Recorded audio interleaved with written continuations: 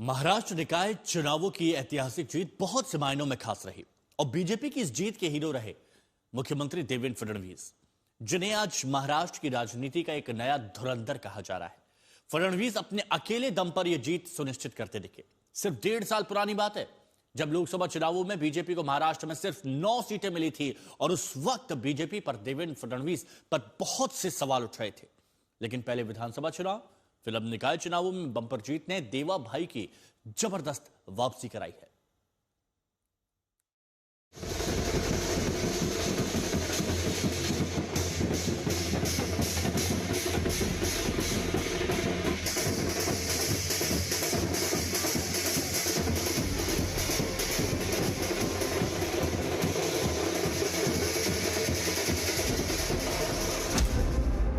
जिसे निभा न सकूं ऐसा वादा नहीं करता।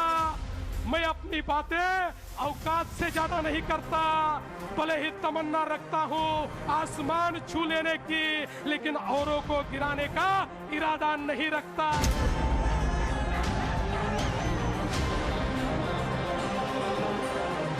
देवेंद्र फडणवीस या देवा भाऊ,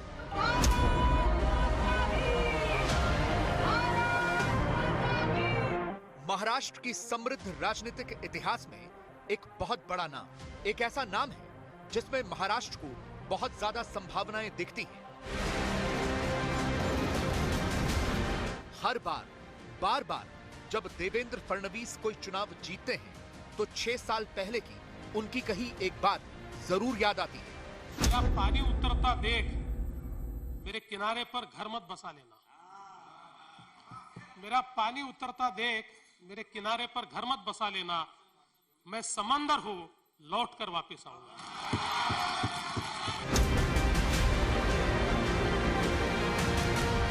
इन शब्दों को 6 साल हो गए।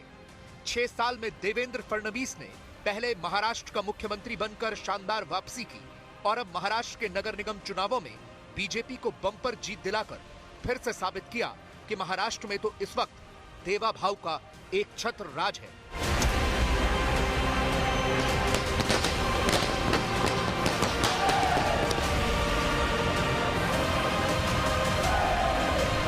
और अपने राजनीतिक विरोधियों को भी यह बता दिया कि उन्हें कमजोर समझने की भूल करने वालों का सियासी अंजाम क्या होता है। देवा भाऊ जो बोलता है वो करता है और जो नहीं बोलता वो डेफिनेटली करता है।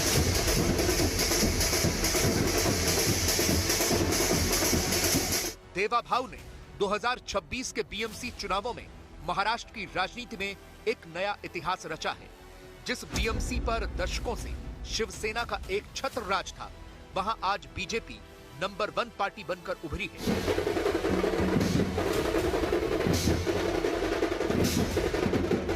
यह उनकी दूर की सोच का ही नतीजा है कि मुंबई में बीजेपी अब सबसे बड़ी पार्टी है। पहली बार मुंबई में बीजेपी का अपना मेयर बनने जा रहा है। आपको बता दें कि हिंदू बनाम मुस्लिम ये भी मुद्दा छाया रहा, जबकि कहा गया था कि अगर ठाकरे भाइयों को वोट करोगे तो खान मेयर बनेगा, जिस पर काउंटर करते हुए ठाकरे भाइयों ने कहा कि मुंबई का मेयर तो मराठी ही बनेगा। लेकिन सीएम देवेंद्र फडणवीस ने इस पर पलटवार करते हुए ये साफ कर दिया था कि सिर्फ मराठी ही नहीं बल्कि हिंदू मराठी मेयर चुना जाएगा बीएमसी पर। अब देखना ये जरूरी है कि मुंबई का मेयर कौन बनता है और आखिरकार देवेंद्र फडणवीस के लिए मुंबई की ये ऐतिहासिक जीत कितनी कारगर साबित होती है, उनका कद महाराष्ट्र के राजनीति में और कितना बढ़ता है, और साथ ही साथ महाराष्ट्र में अन्य 29 महानगर निगमों के साथ कुल मिलाकर 25 महानगर निगम में बीजेपी ने और बीजेपी की महायुति ने अपना झंडा लहराया है। देवेंद्र फडणवीस देश के बहुत से राजनीतिक विश्लेषकों को उनमें योगी भी दिखते हैं और मोदी भी। देवेंद्र फडणवीस के बारे में कहा जाता है कि वो दोनों तरह की राजनीति कर लेते हैं, हिंदुत्व की भी और विकास की भी। हिंदुत्व के मुद्दे पर योगी के बाद देवेंद्र फडणवीस ही खुलकर बिना किसी लाग लपेट के अपनी बात करते हैं। छाती ठोक कर कहते हैं कि मुंबई का मेयर हिंदू और मराठी ही बनेगा। जब वारिस पठान ने ये कहा कि कोई बुरखे वाली हिजाब वाली मुंबई की महापौर बनेगी, तो उसके बाद इनका किसी का मुंह ही नहीं खुला। आपके अंदर का कार सेवक ना, जाग गया। सवाल वो नहीं है। उत्तर भारतीय महापौर बनेगा ऐसा मीरा भाईंदर में कहने के बाद हमारे ऊपर कूदने वाले जब उनको पूछा कि वारिस पठान कहते हैं कोई बुरखे वाली बनेगी, इनका मुंह बंद हो गया, इनका चेहरा खुला हो गया, इनका नकाब उतर गया। इसलिए मैंने कहा कि नहीं, यहां पर महायुति का महापौर बनेगा, हिंदू महापौर बनेगा और मराठी महापौर बनेगा। रिजर्व्ड हो गई है क्या ये सीट? हाँ जी बिल्कुल, रिजर्व्ड हो गई 100%। हिंदू और मराठी हाँ की? बिल्कुल। देवेंद्र फडणवीस ने महाराष्ट्र की राजनीति में ऐसे नए नए चैप्टर लिखे हैं जो देश के इतिहास में पहले कभी नहीं हुआ। वो देवा भाऊ ने महाराष्ट्र में करके दिखाया।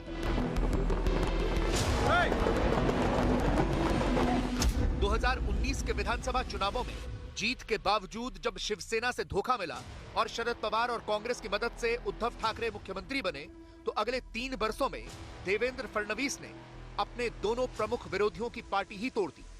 ऐसा ऑपरेशन कमल चलाया कि उद्धव ठाकरे की पार्टी एकनाथ शिंदे ने तोड़ दी और शरद पवार की पार्टी भतीजे अजीत पवार ने तोड़ दी।